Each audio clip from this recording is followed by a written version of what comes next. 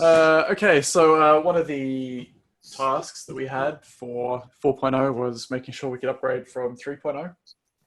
And I've seen, especially in execution, that we sometimes get caught out with people upgrading from 3.4 up to 3.17 or something. And it looked like this was not something we really test ourselves. We test the linear upgrades through each release, but we don't really, to the best of my knowledge, we don't test the jumps between older releases to the newer one as a matter of course. So a lot of the work that I've been doing around the Java space has been to create a repeatable test environment, and that involved setting up Octopus and all the dependencies like SQL Server and whatnot. So it seemed like a good opportunity to just extend that a little bit further and make it do two installs of Octopus, one of an old version and one of a new version, and make sure it worked. So that is now, it's a bit rough, but it's now in deploy here.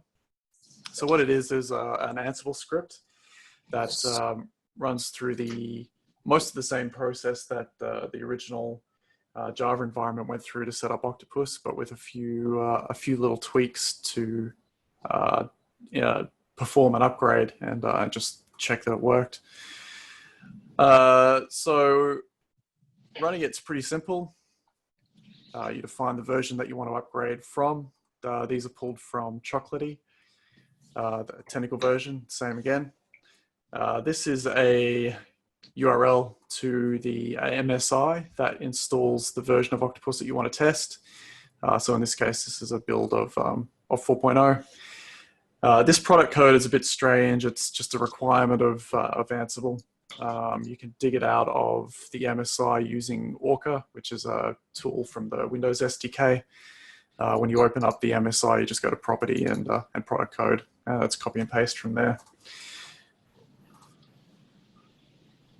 So we won't actually get to see this running through completely, but what it's going to do is spin up an EC2 instance, install with Windows, install the SQL Server, install the old version of Octopus, and set that up as a server instance, and then install the MSI that you pointed it to, and set that up as well. And then run a short browser-based test just to log into Octopus 4 and make sure that the login process works and that you can create a project.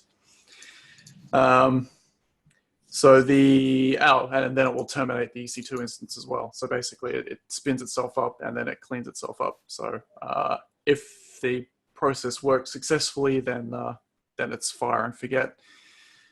So I think, so this was handy for testing 4.0, but I suspect in future maybe this could be expanded to include scenarios where we deprecate steps or change databases, or we do something that we know is going to affect upgrades in future.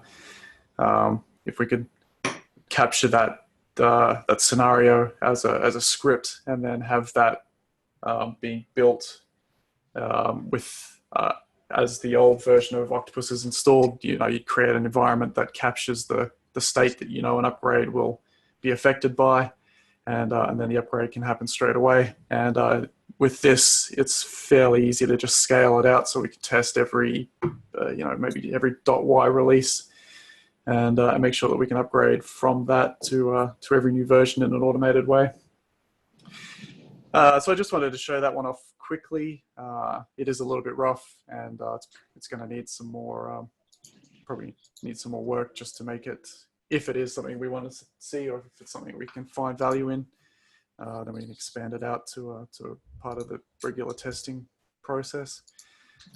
The other thing I wanted to jump in quickly and call out for you guys is the last remaining steps to be tested in 4.0 are all Java. I think people are kind of holding off because they don't know how to test Java. This is going to be really simple. I've already created a project in 4.0. This project has all the steps set up. It does currently deploy to a running version of Windows. So that's here. This is just an EC2 instance in Virginia. So it's this one here. And the password for this is in the LastPass. Just search for Duke Legion and you'll find, I think it's a note that has a Windows password in, so you can download the remote desktop file and just copy and paste the password in. And all the icons have all been set up, and all the manager apps that you might use to verify that things have worked have all got the passwords in them. And the Java docs themselves don't have any screenshots or anything in them. So if people are holding off testing Java because they think it'll be complicated, actually it's probably going to be pretty much point and click. So if anyone's, I can sign them off myself, but because I wrote the steps, I just am hesitant to do that. It's good to get a second pair of eyes across the consistency of the interface. Anyway, and so that's me. So quick one from me today.